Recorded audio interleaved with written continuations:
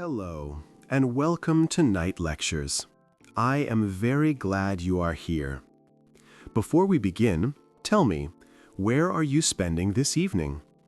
Perhaps you are relaxing in a quiet bedroom, or curled up on a comfortable sofa with a cup of hot tea, or perhaps you are traveling peacefully on a train. Wherever you are, I hope you feel calm, safe, and ready to gently sink into a moment of reflection. If you enjoy these peaceful stories and want to hear more, please support the channel by liking and subscribing. Your small gesture helps preserve this magical space. And to those who are already part of our little sleepy community, thank you from the bottom of my heart. Your support means more to us than you can imagine. So, let's begin our journey. The night had settled gently over the town, with soft moonlight filtering through the windows of a cozy house tucked away on a quiet street. Inside, a warm light flickered from a bedside lamp, and Sarah sat comfortably on her bed, wrapped in a blanket. Her mind had been busy all day, work, errands, thoughts swirling around like leaves caught in a breeze, but now it was time to let go. Tonight, Sarah wasn't alone. She was about to embark on a quiet journey through the world of dreams, a world where the ordinary fades away and the impossible becomes possible. She had often wondered what happens in her mind when she sleeps. What do those strange images and fleeting moments really mean? And why do some dreams feel so vivid and real, while others are forgotten by morning light? Her thoughts wandered to the countless nights when she had lain in bed, staring at the ceiling, her mind racing with questions. What is the purpose of dreams? Why do we dream at all? And how do we even know what's happening inside our minds while we sleep? It was a mystery she hadn't been able to solve, but tonight felt different. Tonight, she was going to explore it. Dr. Robert, a friendly sleep scientist she'd met a few months ago at a lecture, had promised to help her understand this fascinating world. He had spent his life studying the sleeping brain, uncovering the secrets that lie behind those mysterious nighttime experiences. Sarah, he had said with a smile, you'd be surprised by what science has uncovered about sleep and dreams. It's not magic, but there's definitely some wonder to it. The more we understand, the more we realize just how much is still unknown. So, Sarah, now tucked in under the soft blankets, closed her eyes and let the soft rhythm of her breathing guide her into a peaceful calm. With a gentle exhale, she let go of her thoughts, ready to drift into the world of dreams, where answers might just be waiting.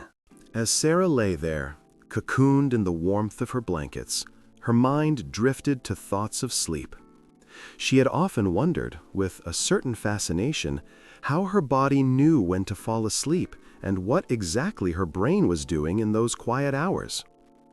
Dr. Robert's voice echoed softly in her mind from their last conversation. Sleep, he had said, isn't just a time when you check out.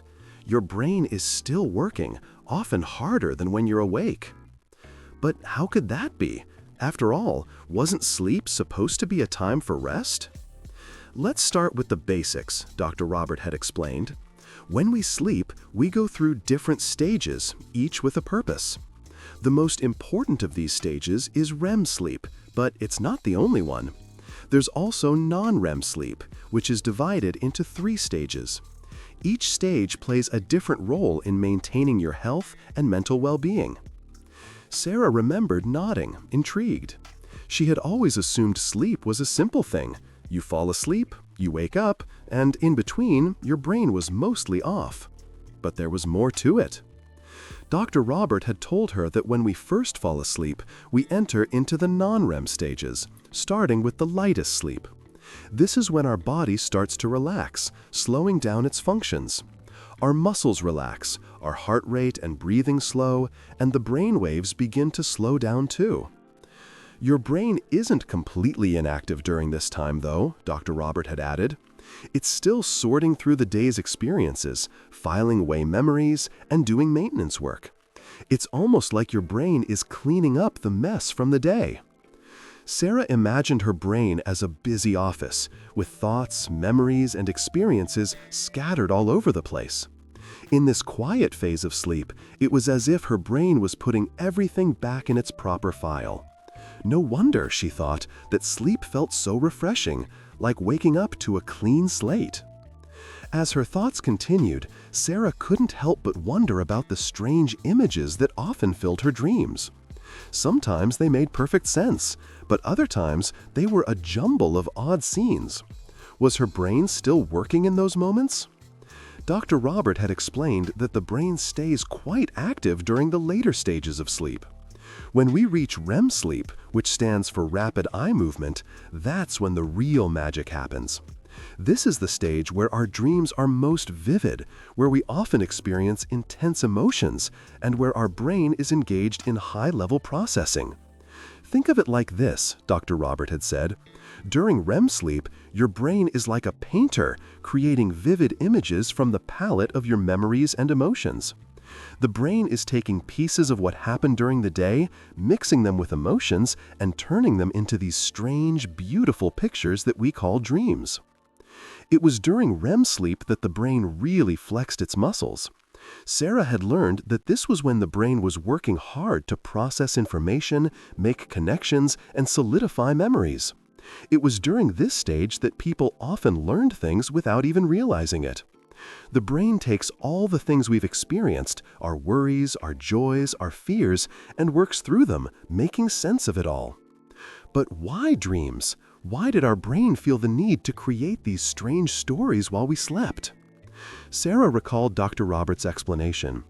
Dreams, he had said, are a kind of mental rehearsal. They help us sort through our thoughts and emotions. They give us a safe place to process our feelings and experiences. Sometimes they can even help us solve problems without us consciously realizing it. Sarah couldn't help but wonder about the dreams she had experienced. Some were so clear, she could still remember the exact details as if they had happened just yesterday. Others, though, were fleeting, fading away before she could even grab onto them. Still, she felt comfort in the thought that her brain was hard at work while she slept, organizing, repairing, and processing everything she had experienced.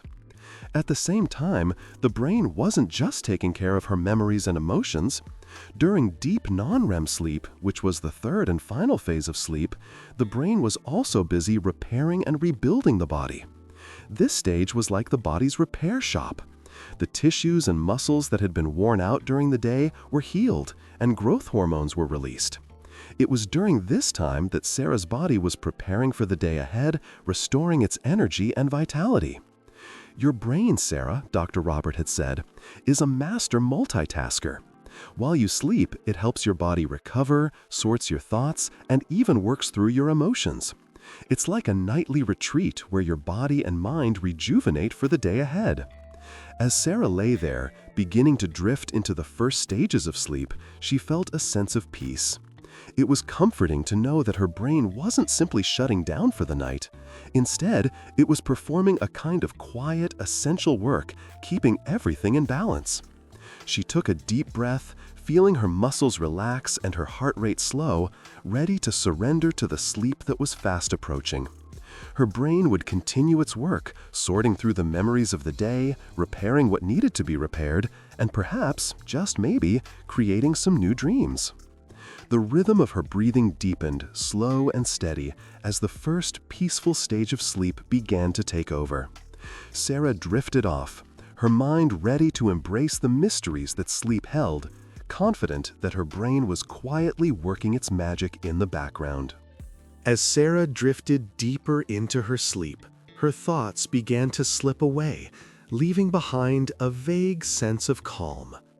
She had already learned so much about the science of sleep, but now it was time to step into the mysterious world of dreams, the part of sleep that was both fascinating and puzzling. Dr. Robert had promised that tonight they would explore the dreams themselves. Dreams, he had said, are like little windows into the mind. They're our brain's way of processing emotions, memories, and sometimes even our deepest desires. But what exactly were dreams? What caused them? And why did they sometimes seem so strange or so meaningful? As Sarah's mind wandered, she thought about the dreams she had had over the years. Some she could remember clearly, others that had faded away with the first light of dawn. But all of them felt real in their own way. In the quiet stillness of sleep, Sarah found herself walking alongside Dr. Robert through a labyrinth of dreamlike images, a journey where logic seemed to melt away and everything was possible. "Let's break it down," Dr. Robert had said earlier that day when they were talking about dreams. Dreams are the brain's attempt to make sense of the world. Our brains are always working, even while we sleep, trying to organize thoughts, process emotions, and sometimes they make sense of things in the form of dreams. Sarah had thought about that for a moment. She had always been fascinated by how dreams could sometimes reflect her fears, hopes, or even things she hadn't consciously thought about during the day. But how did the brain choose what to show her? Why was it that sometimes her dreams were simple and familiar, while at other times they were complex and bizarre? One of the most interesting things about dreams, Dr. Robert continued, is that they're highly personal. Everyone dreams, but the content is influenced by our experiences, our memories, and even our emotions at the time. It was true, Sarah thought. She could remember dreams that felt like direct reflections of things that had happened during the day. A conversation with a friend, a worry about work, or an upcoming event. All of them had shown up in her dreams, sometimes in ways that were easy to understand, other times in ways that seemed more like symbols or metaphors. One theory, Dr. Robert had explained, is that dreams help us process emotions. Think of them as a kind of emotional detox. Your mind is working through things you might not even realize are bothering you. It's like a mental reset, a way for the brain to clear out the clutter and make space for new things. Sarah thought about that idea. She had certainly had dreams that seemed to reflect emotions she hadn't fully processed. Sometimes the dreams made her feel lighter, as if she had worked through something important without even trying. Other times, the dreams left her feeling unsettled, as if there was something deeper that still needed attention. Another interesting thing about dreams, Dr. Robert had said, is that they often don't follow a linear structure. In fact, they're rarely like a story with a beginning, middle, and end. Instead, they tend to jump from one scene to another, shifting rapidly between images, people, and places. The brain doesn't necessarily care about a clear narrative. It's more concerned with processing emotions and experiences. Sarah smiled at the thought of her own dreams. They were rarely straightforward.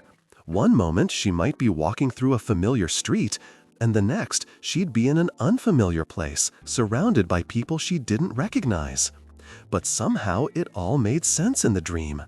Everything fit together, even if it didn't make sense when she tried to recall it later. Another theory Dr. Robert had shared is that dreams might help us solve problems. Have you ever had a dream where you woke up with an answer to something you were struggling with the day before? It's as though your mind was working on the problem while you slept, making connections that you couldn't see when you were awake. Sarah had nodded. She had experienced that many times. Sometimes she'd wake up with a solution to a problem she hadn't been able to figure out the day before. It was as though the dream had provided her with the missing piece of the puzzle. Your brain is constantly making connections, Dr. Robert had said. While you're awake, you're usually focused on the task at hand. But during sleep, the brain has the freedom to make connections between ideas and experiences that don't always seem related. This can lead to moments of insight or creativity that feel like they come from nowhere. As Sarah lay in her bed, still drifting in and out of sleep, she wondered about the dreams she might have that night. Would they be simple or complex? Would they offer answers to questions she hadn't even known she was asking? One thing was certain: dreams were a part of her life. just as much as waking hours. They were a language of their own, a way for the mind to communicate without words. And just like the world of sleep itself, dreams were a place where anything was possible. She felt a wave of calm wash over her, knowing that whatever dreams might come, they would help her process the world around her, piece by piece, thought by thought. And with that, she let go completely, surrendering to the rhythm of sleep, knowing that her brain would continue to work through her thoughts and emotions, guiding her through the mysteries of the mind. As Sarah drifted deeper into her dreams, she began to wonder about the patterns she had noticed in her own dreams. She often had the same dreams, sometimes a familiar place, other times a situation she couldn't quite escape. What did it mean when certain dreams returned again and again? And why did some dreams leave her feeling unsettled, even disturbed? In the quiet of her room, surrounded by the stillness of sleep, she thought back to a conversation she had with Dr. Robert just before bed. They had talked about dream patterns, how some people experience recurring dreams, and how others are haunted by nightmares. Dreams don't always come from nowhere, Dr. Robert had said, his voice calm but filled with knowledge. They often reflect something going on in your waking life. The brain uses the dream world to process things we may not be able to understand or deal with during the day. When certain themes or situations repeat, it's the brain's way of trying to work through unresolved emotions or experiences. Sarah remembered the dream she had been having recently, one that kept coming back night after night.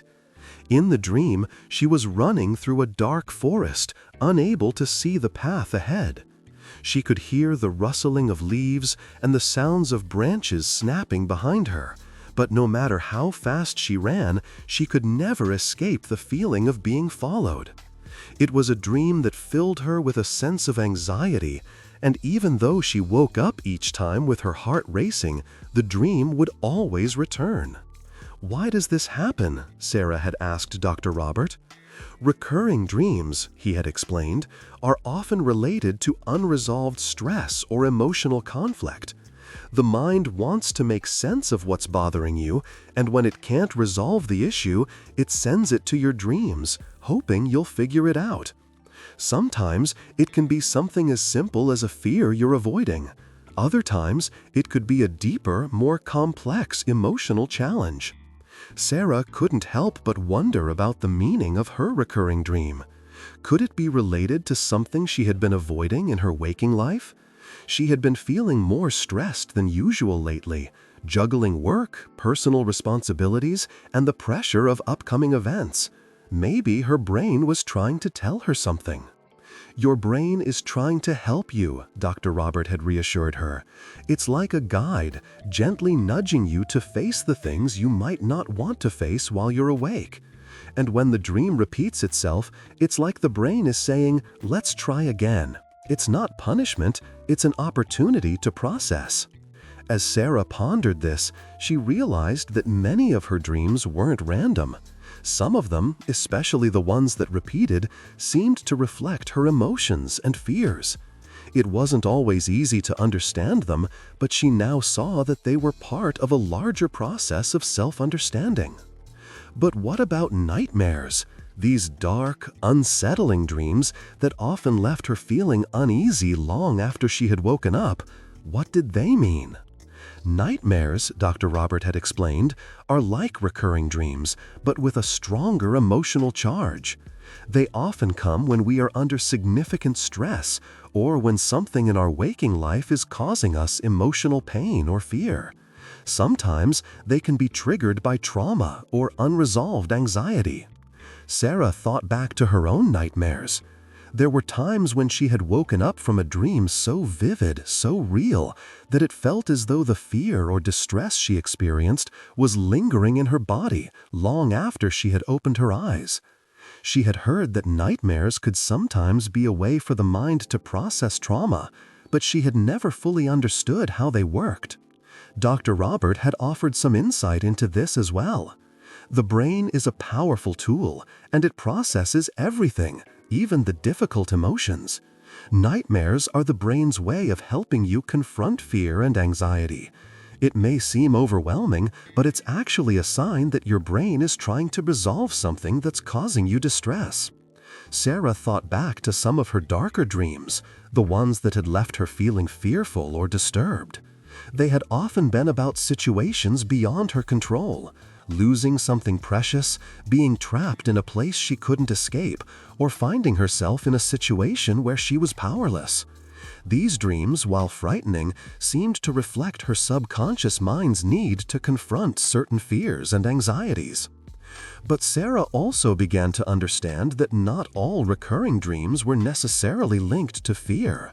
Some could be tied to longing, desires, or memories from the past that hadn't been fully processed. Dreams were a way for the brain to revisit emotions that still held significance.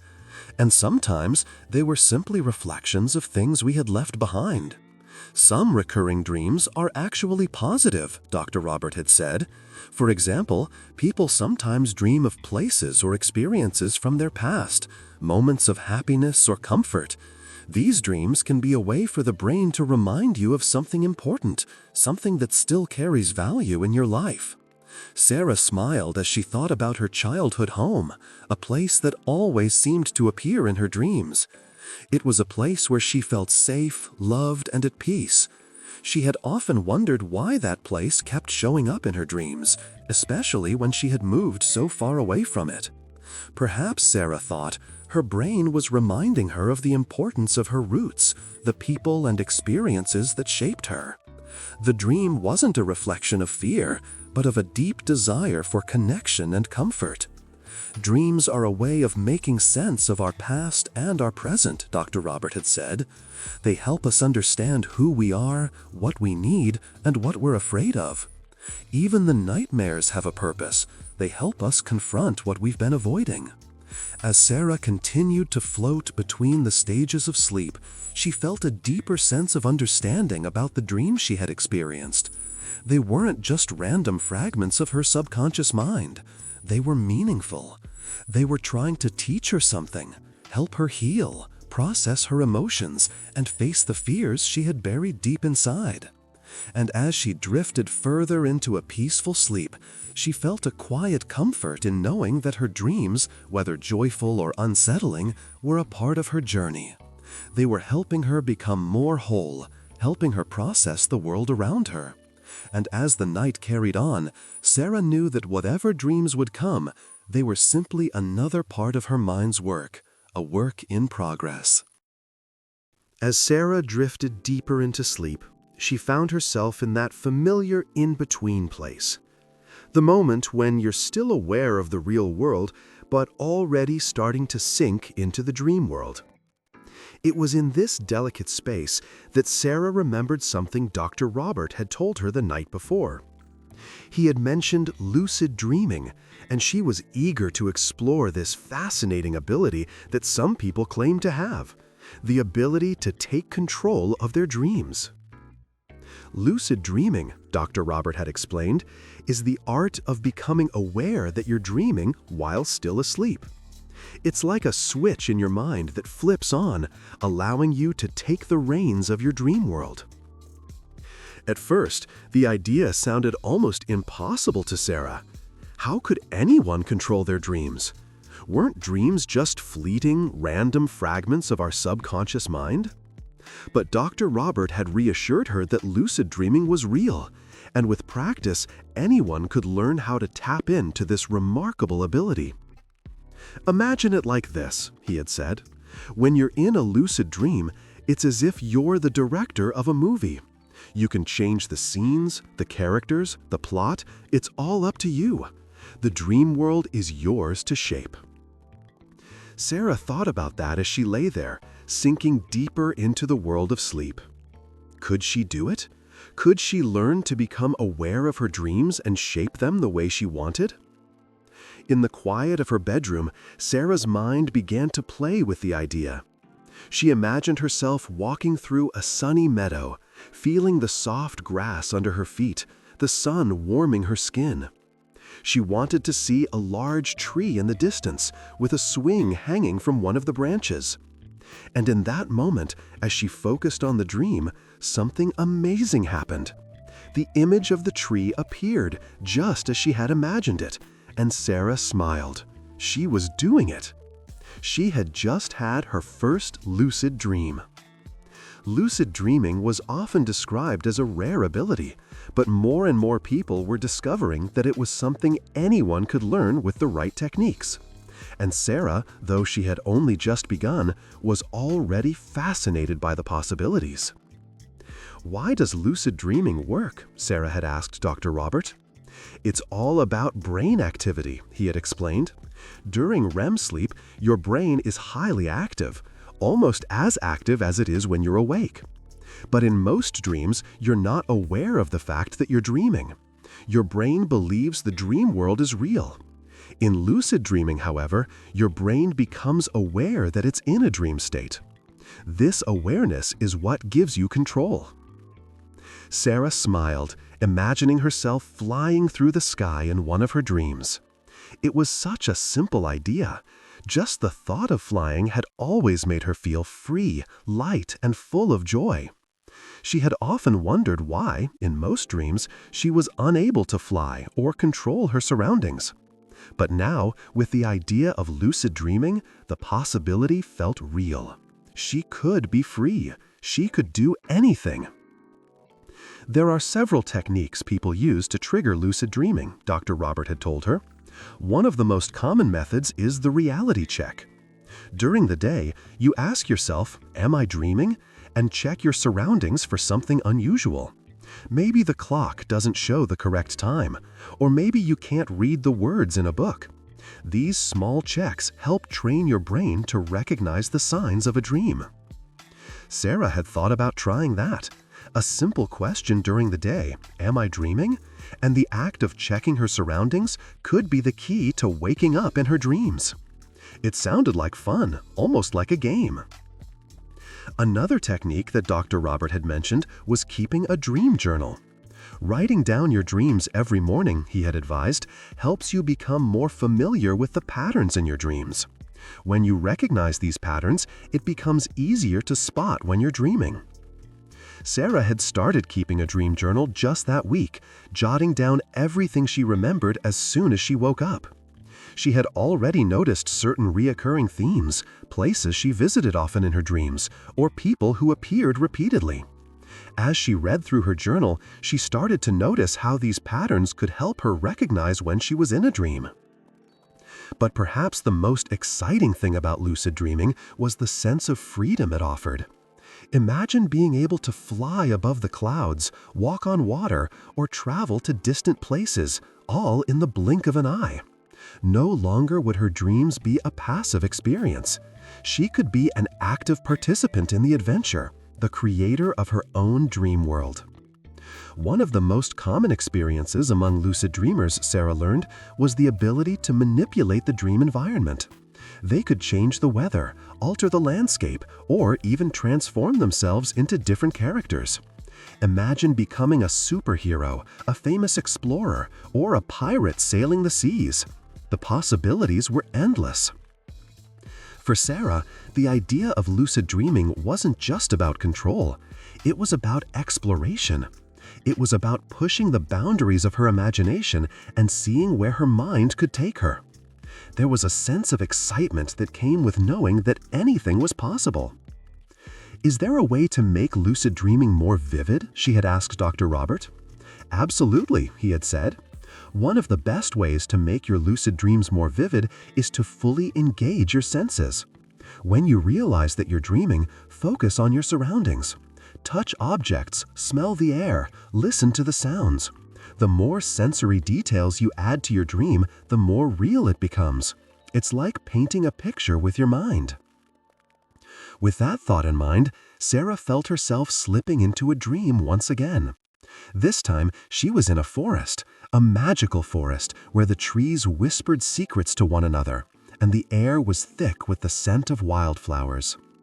As she focused on the details of the scene, she noticed the soft crunch of the leaves beneath her feet, the rustling of the branches overhead, and the gentle breeze that played with her hair. It felt so real. Sarah smiled as she realized that with each passing night, she was learning more about lucid dreaming. It wasn't just about having control, it was about embracing the joy of exploration and creativity. Her mind was her playground, and she was free to create whatever she wanted. In that moment, Sarah decided to keep exploring her lucid dreams. She knew that the more she practiced, the more skilled she would become at recognizing when she was dreaming and taking control of the adventure. And just like that, she knew that whatever dream would come next, she would be ready to shape it into something beautiful. As Sarah's dream began to fade, she slowly became aware of the soft hum of the world around her. The boundaries between her dream world and the waking world seemed to blur, and for a moment, she wasn't sure if she was still dreaming or if she had awakened. It was that in-between state, that space where sleep and wakefulness merge and where dreams often seem to linger, even after the eyes open. She had experienced this feeling many times, waking up from a vivid dream only to find that it took a few moments to shake off the lingering emotions or images. It was as though the dream hadn't quite let go, leaving traces of itself in the real world. In those moments, it was hard to tell where the dream ended and reality began. Dr. Robert had once shared with her a fascinating idea. The connection between dreams and reality is deeper than you might think. Dreams don't just reflect what happens in our waking lives, they can also shape our waking reality. It's like the two worlds are constantly communicating, even when we're asleep.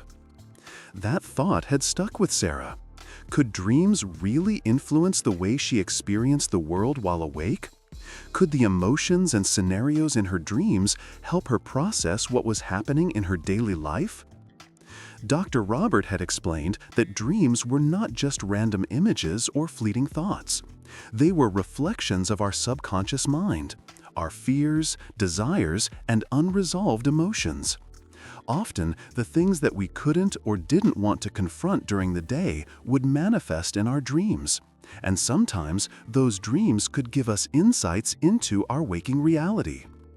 Think about it this way, Dr. Robert had said. You might have a dream about losing your keys. It might seem like a silly, insignificant dream at first, but if you take a step back, you might realize that it's a reflection of something else going on in your life. Perhaps a fear of losing control or a fear of being unprepared for something. Your mind uses dreams to express what's hidden deep inside. Sarah thought about that. She could remember times when her dreams had been mirrors of what she was feeling during the day. If she was stressed or anxious, her dreams often reflected that, sometimes with overwhelming imagery or situations that felt out of her control. On the other hand, when she was feeling happy or peaceful, her dreams seemed lighter, filled with moments of joy or serenity. She wondered if there were ways to interpret these dreams, to better understand how they were influencing her waking reality. Dr. Robert had mentioned a technique called dream analysis. Dreams are like puzzles, he had said. If you can learn to understand the symbols in your dreams, you can unlock the messages they carry. It's like your subconscious mind is trying to speak to you, and your dreams are the language it uses. For example, Sarah had recently dreamed of being trapped in a small room, unable to find the door. It was a recurring dream, and each time it left her feeling helpless and frustrated. Dr. Robert had suggested that this might represent a feeling of being stuck or confined in her waking life. Perhaps there was something she was avoiding, an issue at work or a decision she was afraid to make. As she thought about it, she realized that her dream had been right. She had been feeling overwhelmed at work lately, unsure of how to move forward with certain projects. Her subconscious mind had picked up on that, and the dream had given her a visual representation of her internal struggle. It wasn't just a random image, it was a reflection of her own feelings and fears. Dr. Robert had explained that dreams often serve as a way for the mind to work through emotions that haven't been fully processed. They can help us confront feelings we might be avoiding, and they can give us a sense of closure or understanding that we might not find while we're asleep. Sarah thought about this as she lay there in the quiet of the night, her mind still processing the dream. She began to see how dreams could offer valuable insights into her waking life, how they were not just disconnected fragments of random thoughts, but meaningful expressions of what was happening beneath the surface. But if dreams were connected to our waking reality, could they also influence our future? Could they guide our decisions or even change the way we experience the world? Dr. Robert had once mentioned that some cultures believed that dreams could predict the future or offer glimpses of what was to come. While science didn't necessarily support the idea of prophetic dreams, Dr. Robert had shared that there was a psychological theory called precognitive dreams. Precognitive dreams, he had explained, are dreams that seem to predict an event or experience that later comes true. These dreams are often linked to our subconscious mind, picking up on subtle cues or information we aren't consciously aware of. It's like the brain gathers tiny pieces of information while we're awake and then presents them to us in our dreams. Sarah had always been fascinated by this idea.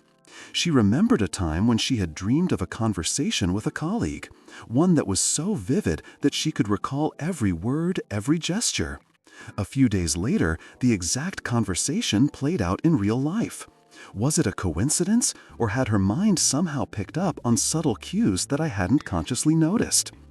The thought that her dreams might be trying to give her clues about the future intrigued her. Could her dreams be helping her make decisions or guiding her towards certain outcomes? Dr. Robert had suggested that while precognitive dreams might not be predicting the future in the traditional sense, they could be helping her recognize patterns and connections that were already forming in her waking life. Sometimes, when we dream of something, we're not necessarily seeing the future, but we're becoming more attuned to what's going on around us. Our brains are constantly processing information even when we're asleep. Dreams help us make sense of it all, offering us insight into the patterns and connections that we might not see while we're awake. As Sarah thought about this, she began to see how dreams and reality weren't two separate worlds. They were intricately connected, constantly influencing each other. Dreams could help us understand our emotions, confront our fears, and even guide our decisions. They weren't just random occurrences, they were an essential part of the way our minds process the world around us. In the quiet of the night, Sarah felt a deep sense of peace. She had always thought of dreams as something separate from her waking life, something that happened in the dark while she slept. But now she realized that dreams were an extension of her reality. They were a tool, a guide, and a reflection of everything she experienced, both consciously and subconsciously. And with that thought, she drifted deeper into sleep, ready for whatever her dreams would bring next, knowing that they were always there to help her understand the world, even when she was awake. As Sarah lay comfortably in bed, her mind still soft from sleep, she began to think about the strange yet comforting role that dreams played in her life. She had often wondered why she dreamt at all, why, after a busy day, her mind seemed to dive into a world of imagination, strange imagery, and emotions. But now, after so many nights of reflection, Sarah had begun to understand something incredible. Dreams weren't just random fragments of her subconscious mind. They were a vital part of how her brain processed the information she had gathered throughout the day. Dr. Robert had explained this to her during one of their conversations. Sleep and dreams are essential for memory processing, he had said, his voice calm and assured. During the day, your brain takes in a tremendous amount of information, what you see, what you hear, what you learn, and what you experience. But not all of it can be stored right away. That's where sleep comes in. Sarah recalled how, after a busy day at work, she would often lie in bed, feeling like her brain was still buzzing with all the things she had to do. Sometimes she couldn't remember the details of everything she had learned or experienced during the day. But once she woke up, after a good night's sleep, the pieces seemed to fall into place and everything felt clearer. Dr. Robert had explained that sleep, and particularly dreaming, played an essential role in consolidating memories. Think of sleep like a filing cabinet, he had said.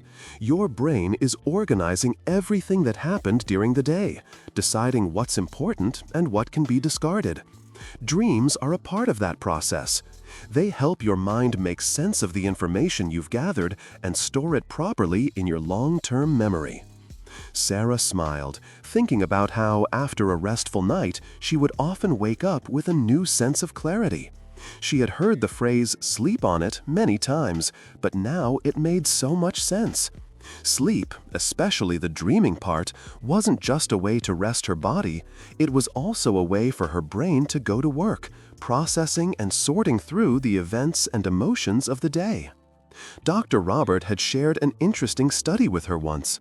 Researchers have found that people who are deprived of sleep have more difficulty retaining new information, he had said. When we don't get enough sleep, our brain doesn't have enough time to process everything we've learned, and that can lead to memory problems, concentration issues, and even emotional instability. The science behind memory consolidation during sleep was fascinating. As Sarah lay there, drifting between wakefulness and sleep, she thought about how dreams might be her brain's way of processing the emotions, experiences, and information from her day. Dr. Robert had mentioned how the brain takes the raw material of our waking lives, our experiences, and weaves them into the fabric of our memories. But the process wasn't just about storing facts, it was about creating connections, integrating new information into our existing knowledge, and making sense of the emotional experiences we had encountered. Think about how dreams can reflect things you've learned or felt during the day, Dr. Robert had said. You might dream about something you read, something you saw, or something you talked about. The brain is taking those experiences and weaving them together, making connections and processing them. Sarah thought about her own dreams. Sometimes they were clear reflections of the events of her day. Other times they were a jumble of strange symbols and abstract images, leaving her with more questions than answers. But Dr. Robert had assured her that these abstract elements weren't random. They were the brain's way of processing complex emotions and experiences that didn't have clear answers. Dreams help you make sense of the emotional aspects of your day, Dr. Robert had explained. Sometimes the brain uses symbols or metaphors in dreams to represent things that are harder to process directly. For example, if you're feeling overwhelmed at work, you might dream of being chased by something you can't see. It's the brain's way of expressing feelings of anxiety or fear. Sarah nodded, reflecting on a recent dream she had. She had been running through a vast, unfamiliar landscape, feeling as though something was chasing her, though she couldn't see what it was. It had felt intense, almost like a reflection of the stress she was experiencing at work, where she was juggling multiple projects and deadlines. Now that she thought about it, the chase in her dream made perfect sense. It wasn't just a random image, it was her brain's way of processing her anxiety and putting it into a narrative she could understand. As she lay there, Sarah thought more about the role of memory consolidation in dreams. Dr. Robert had mentioned that during sleep, the brain revisits the experiences of the day and works to integrate them into long-term memory. This was especially important during the REM, rapid eye movement sleep, when most vivid dreams occur. REM sleep was when the brain was most active, and it was during this stage that the brain sorted through the events of the day, deciding what's important and which ones can be discarded. Dr. Robert had said, REM sleep is like the brain's cleanup crew. It goes through the memories of the day, deciding what to keep, what to process, and what to let go of. Sarah had always found it fascinating how her dreams sometimes helped her recall things she had forgotten. She might wake up in the morning with a new idea for a project, or suddenly remember something important she had overlooked the day before. It was as if her brain had been working while she slept, connecting the dots and creating a clearer picture of the world around her. Dr. Robert had explained that memory isn't just about storing facts, it's about making sense of those facts and connecting them to our emotions and weaving them into the narrative of our lives. Dreams help us organize and understand the world, integrating new information with what we already know. Sarah smiled, grateful for the way her dreams had become a tool for understanding the world. It wasn't just about random images and strange scenarios, it was about her brain working hard to process everything she had experienced. And even when the dream was unclear, she now knew that it was still part of the process, helping her make sense of the emotional landscape of her life. As she slowly drifted off to sleep, Sarah felt a sense of gratitude for the way her dreams had become an essential part of her memory and understanding. She had learned so much about how her brain worked, and with each passing night, she knew that her mind would continue to process, organize, and make sense of everything she had experienced. And with that peaceful thought, Sarah let go, allowing herself to drift into the world of dreams, where new memories and experiences would be waiting to be processed, connected, and woven into the fabric of her life. As Sarah lay quietly in her bed, her mind still swirling with thoughts from her recent dreams, she found herself wondering how dreams were understood by people throughout history. She had always thought of dreams as personal, private experiences, mysterious glimpses into the subconscious mind. But what if dreams held a deeper meaning, one that was shared by people across time and cultures? Dr. Robert had once told her that dreams weren't just something to be understood individually, they were part of something much bigger, something that had fascinated humans for centuries. Throughout history, he had said, dreams have been seen as messages, prophecies, or windows into the divine. Different cultures and civilizations have interpreted dreams in many ways, depending on their beliefs, values, and understanding of the world. Sarah thought about this as she drifted deeper into the quiet of the night. What were the ancient people's beliefs about dreams? How did their interpretations shape their lives, their cultures, and even their decisions? She recalled that, in ancient Egypt, dreams were considered to be a form of divine communication. Pharaohs and other leaders would often consult dream interpreters, believing that dreams were messages from the gods, offering guidance or foretelling future events. It was said that the Egyptians saw dreams as a way to connect with the divine, a bridge between the human world and the world of the gods. Sarah imagined herself in the grand halls of an ancient Egyptian palace, where a king or queen might receive an interpreter after waking from a vivid dream. Perhaps they would ask, "What does this dream mean? Is it a sign of good fortune or a warning of danger?" The interpreter would then offer their insights, often based on a detailed system of symbols and meanings that had been passed down through generations. In ancient Egypt, dreams were also linked to healing and medicine. Egyptian priests believed that dreams could reveal the causes of physical illnesses or provide insight into emotional or spiritual imbalances. They often used dreams as part of their diagnostic practices, seeing them as important tools for understanding both the body and the soul. As Sarah thought about this, she began to realize that the role of dreams wasn't just about personal reflection or understanding. It was deeply intertwined with the way people in ancient civilizations viewed their relationship with the divine and the natural world. Across the Mediterranean, in ancient Greece and Rome, dreams were also seen as messages from the gods. However, the approach to dreams in these cultures was somewhat different. The Greeks believed that dreams were sent by the gods, especially the god Asclepius, the god of healing. People would visit temples dedicated to Asclepius, hoping to receive a dream that would offer a cure for their ailments. These incubation rituals involved sleeping in the temple overnight, where they would receive a healing dream that would guide them toward recovery. In Greek mythology, dreams were also seen as messages that could help people understand their future or guide them toward making important decisions.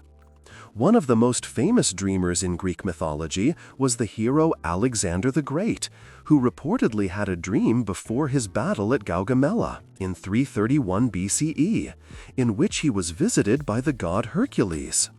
The dream foretold his victory and gave him the confidence to lead his troops to triumph. Sarah smiled as she thought about Alexander's dream, imagining how the ancient Greeks saw dreams as part of their everyday lives. For them, dreams were not just fleeting images, they were sacred experiences that had the potential to shape the course of history. In other parts of the world, dreams were interpreted in unique ways. In ancient China, for example, dreams were seen as messages from the ancestors. The Chinese believed that the spirit world was deeply connected to the human world, and that dreams were a way for ancestors to communicate with their living descendants. This connection between dreams and ancestral guidance was a central part of Chinese spiritual beliefs. And dreams were often seen as a way to receive wisdom and protection from those who had passed. Similarly, in many indigenous cultures across North America, dreams were seen a powerful means of connecting with the spiritual world. Many Native American tribes believed that dreams were a way to receive visions or messages from the spirit realm. These dreams could provide guidance, offer warnings, or reveal important insights into one's life path. Shamans and spiritual leaders in these cultures were often skilled in interpreting dreams, using them as a way to understand the deeper forces at work in the universe. Sarah thought about how, in these cultures, dreams weren't just personal experiences. They were collective, part of a broader spiritual and cultural fabric that connected people to the forces of nature, the gods, and the ancestors. Dreams were a way to understand the world beyond the visible, to tap into wisdom and knowledge that could not be accessed through ordinary means. In the more recent past, during the rise of psychology in the late 19th and early 20th century, dreams took on a new significance. Sigmund Freud, the father of psychoanalysis, revolutionized the way dreams were understood. He proposed that dreams were the royal road to the unconscious, a way to uncover repressed thoughts, desires, and fears that people were not consciously aware of. According to Freud, the images and symbols in dreams were manifestations of unconscious desires, often sexual or aggressive, that had been suppressed by the conscious mind. Freud's theories were groundbreaking, but they also sparked a great deal of controversy. Many people resisted the idea that dreams were merely expressions of repressed desires. Nonetheless, Freud's work opened up new ways of thinking about dreams as a reflection of the mind's hidden processes. Not long after Freud, Carl Jung, another influential figure in psychology, introduced his own ideas about dreams. Unlike Freud, Jung believed that dreams weren't just about repressed desires. They were also a way to connect with the deeper layers of the psyche. Jung believed that dreams could help people integrate different aspects of their personalities and find balance in their lives. He also introduced the concept of the collective unconscious, a shared pool of memories and experiences that all humans have access to.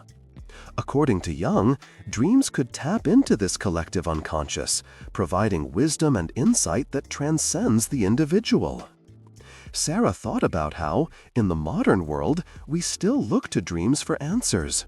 Even in today's society, where we have scientific explanations for many aspects of the brain and sleep, dreams remain an enigma, something that connects us to a deeper part of ourselves and to the world around us. In modern times, many people still seek the meanings behind their dreams, whether through psychological analysis, dream dictionaries, or simply reflecting on their experiences. While the interpretations may differ depending on culture and time period, one thing remained constant. Dreams were a universal part of the human experience, something that connects all people regardless of where or when they lived. As Sarah drifted off into sleep, she felt a sense of awe at how dreams had been viewed by so many different cultures. From ancient Egypt to modern psychology, dreams had always been more than just strange images and fleeting thoughts. They were windows into the soul, a way to connect with the divine, a path to understanding ourselves and the world around us. She smiled, knowing that the dream world was still full of mysteries, just waiting to be explored. And with that, Sarah closed her eyes, ready for another journey into the world of dreams, knowing that each dream held a story, a message, and a connection to the broader tapestry of human experience. As Sarah lay in her bed, her body finally relaxing after a long day, she began to reflect on the importance of sleep. It was something she often took for granted. Like most people, she was always on the go, juggling work, responsibilities, and life's many demands. But lately, she had become more aware of how essential good sleep was to her overall well-being. After all, sleep wasn't just about feeling rested. It was a vital process that affected every aspect of her health, from her mind to her body. Dr. Robert had often mentioned how crucial sleep was during their conversations. "Sleep is your body's natural reset button," he had said. "When you sleep, your body and brain have the opportunity to repair, restore, and rejuvenate. It's the time when your mind processes the events of the day, consolidates memories, and prepares for the day ahead. It's not just about rest, it's about recovery." Sarah thought about that as she felt her body sinking deeper into the comfort of the bed. She had always known that sleep was important, but now, with Dr. Robert's words in her mind, she began to see it in a new light. Sleep wasn't a luxury or something to be sacrificed in the name of productivity. It was an essential part of staying healthy and balanced. She had read somewhere that sleep was often referred to as the third pillar of health, alongside diet and exercise. Yet it was easy to overlook. People often focused on eating well and exercising regularly, but sleep, the cornerstone of good health, was sometimes the first thing to be neglected.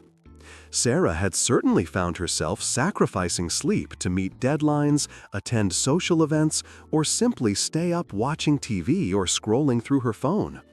But now, she realized that these small sacrifices were taking a toll on her overall health. Dr. Robert had explained that when we don't get enough sleep, the body's natural repair systems don't function as effectively. Your body needs sleep to replenish energy stores, repair tissues, and build muscles. Sleep is also critical for your immune system, he had said. When you sleep, your body releases growth hormones that promote healing and growth. This is when your cells repair, your muscles rebuild, and your immune system gets stronger. Sarah thought about how, after a night of good sleep, she often woke up feeling energized, as if she had been restored. But when she didn't sleep well, she felt sluggish, mentally foggy, and sometimes even physically sore, as if her body hadn't had a chance to heal. It wasn't just her mind that needed rest, her body did too. One of the most profound effects of sleep, Sarah learned, was on the brain. Dr. Robert had explained that during sleep, the brain goes through several stages that allow it to process the day's experiences and consolidate memories. While you're awake, you're taking in new information constantly through your senses, your thoughts, and your interactions with the world. Sleep helps your brain make sense of it all, he had said. It's like a cleaning process that helps clear out unnecessary information and strengthen important memories. Sarah thought about that, how, after a good night's sleep, she often felt mentally clearer, like the fog in her mind had lifted. She could recall things more easily, think more clearly, and approach challenges with a fresh perspective. But when she didn't get enough sleep, everything felt harder. Simple tasks became more complicated, and it was difficult to concentrate or remember things. Dr. Robert had also explained that sleep was deeply connected to emotional regulation. When you don't sleep well, your brain struggles to process and manage emotions. This can lead to irritability, stress, and even anxiety, he had said. Sleep helps you process your emotions, deal with stress, and regulate your mood. It's during sleep that your brain works to balance your emotional state and restore your mental well-being. Sarah nodded as she thought about how her mood was often affected by how much sleep she got. When she had a restful night, she felt more patient, calm, and positive. But when she didn't sleep well, everything seemed more difficult, and small frustrations felt much bigger. She had noticed that on days when she was sleep-deprived, she was more prone to stress and negative emotions. Sleep truly played a huge role in how she felt emotionally. She also remembered how Dr. Robert had talked about the connection between sleep and mental health. Sleep is critical for managing mental health conditions, he had said. When you're sleep-deprived, your brain has a harder time managing things like anxiety, depression, and other emotional disorders. Good sleep can actually improve your mood and help you cope with stress. That made sense to Sarah. She had read studies that showed how people with chronic sleep deprivation were at a higher risk for developing mental health issues, including anxiety and depression. It wasn't just about getting enough sleep, it was about the quality of that sleep. Deep, restorative sleep allowed the brain to process emotions, reduce stress, and promote overall mental health. But what about cognitive function, Sarah wondered. Dr. Robert had touched on that too. Sleep doesn't just help you remember things, it also plays a huge role in cognitive function. When you sleep, your brain strengthens neural connections, helps you solve problems, and improves your creativity. The more you sleep, the better you can think, learn, and make decisions. As Sarah thought about this, she realized that sleep wasn't just a passive state, it was an active process that helped her brain function at its best.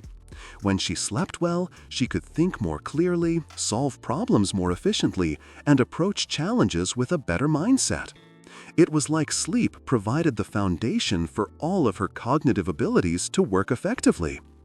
Sleep is also essential for decision-making, Dr. Robert had said. When you're sleep-deprived, your ability to make good decisions suffers. You become more impulsive, more emotional, and less able to think logically. Getting enough sleep improves your judgment and helps you make better decisions. Sarah thought back to times when she had been running on little sleep and had made decisions she later regretted. Whether it was choosing to stay up too late watching a show or rushing through a task because she was too tired to focus. It was clear to her now that sleep wasn't just important for physical health, it was crucial for mental clarity and sound decision-making. She thought about all of this as she felt the warmth of the blankets surrounding her. Sleep wasn't just something to be done when there was time for it, it was something to prioritize. It was as necessary as eating well or exercising. It was the key to maintaining balance, health, and well-being. Sarah made a mental note to take better care of her sleep in the coming days. She would focus on creating a routine that encourages restful, restorative sleep, avoiding distractions before bed, limiting screen time, and ensuring she had enough time to unwind. As she let her body relax even further, ready to slip into the calm embrace of sleep, she felt a deep sense of gratitude. Sleep wasn't just a luxury, it was a gift, a powerful tool for rejuvenating her body and mind, restoring her energy, and keeping her healthy in every sense of the word. With that peaceful thought, Sarah drifted into a deep, restorative sleep, knowing that her body and mind would get the rest they needed to wake up refreshed and ready to face the day ahead. As Sarah lay in her bed, the soft rhythm of her breathing echoed through the quiet room. The night was still, the only sounds the occasional rustling of the trees outside her window, their branches gently swaying in the evening breeze. Her mind was calm, her thoughts more peaceful than they had been in days. She felt the weight of the day slowly fade away, and in its place there was a growing sense of contentment. She thought about everything she had learned. Dreams, she now understood, were far more than fleeting images or strange scenarios. They were a reflection of her inner world, a world that was rich with emotions, memories, and experiences. Dreams were not simply random fragments of her subconscious. They were messages, guides, and sometimes even warnings from the deepest parts of her mind. They were a bridge between sleep and wakefulness, a way for her brain to process the chaos of daily life and make sense of the world. As Sarah reflected on her journey through the world of dreams, she felt a profound sense of gratitude. She had learned so much about the science of sleep, the power of memory, the ways dreams could help her process emotions, and even the incredible potential for lucid dreaming. But perhaps the most important lesson was this: dreams were not something to fear or dismiss. They were a natural and essential part of her existence, a gift that her mind offered her each night. Dr. Roberts' voice echoed softly in her thoughts. "Your dreams are a part of you, Sarah. They're a reflection of your deepest thoughts, your desires, and your fears. But they're also a part of your healing, your growth, and your journey toward understanding who you are. Embrace them. Don't shy away from the mystery. Let them help you become more whole." Sarah closed her eyes, allowing herself to surrender to the quiet peace that filled the room. She felt her body relax even more, sinking deeper into the softness of the bed, the weight of the world lifting off her shoulders. In this moment, she knew she was exactly where she needed to be. Sleep was not something to be rushed or ignored. It was sacred, a time for the mind to rest, restore, and regenerate. And dreams, with all their mystery and wonder, were a powerful tool in the process of self-discovery. They helped her understand her emotions, make sense of the world around her, and sometimes even guided her toward answers she hadn't yet found. But tonight, Sarah didn't need answers. She didn't need to solve any problems or unravel any mysteries. Tonight, she simply needed rest. Rest for her body, rest for her mind, and rest for her spirit. She thought back to the dreams she had experienced, the vivid ones, the strange ones, the ones that left her feeling peaceful, and the ones that left her feeling unsettled. All of them were part of the same process, part of the same journey. And for the first time, she felt a deep sense of appreciation for the role dreams played in her life. They were not to be feared. They were to be embraced. In the stillness of the night, Sarah allowed herself to let go of any lingering thoughts. She felt the warmth of the blankets cocooning her, the comfort of the pillows supporting her head, and the quiet assurance that she was safe, she was whole, and she was ready for the night ahead. Her mind began to drift, thoughts becoming more fluid, more distant. The worries of the day slowly slipped away, replaced by the quiet invitation of sleep. Her body felt heavy yet light at the same time, as though it were being gently carried by the embrace of the night. In this moment, she knew she was exactly where she needed to be.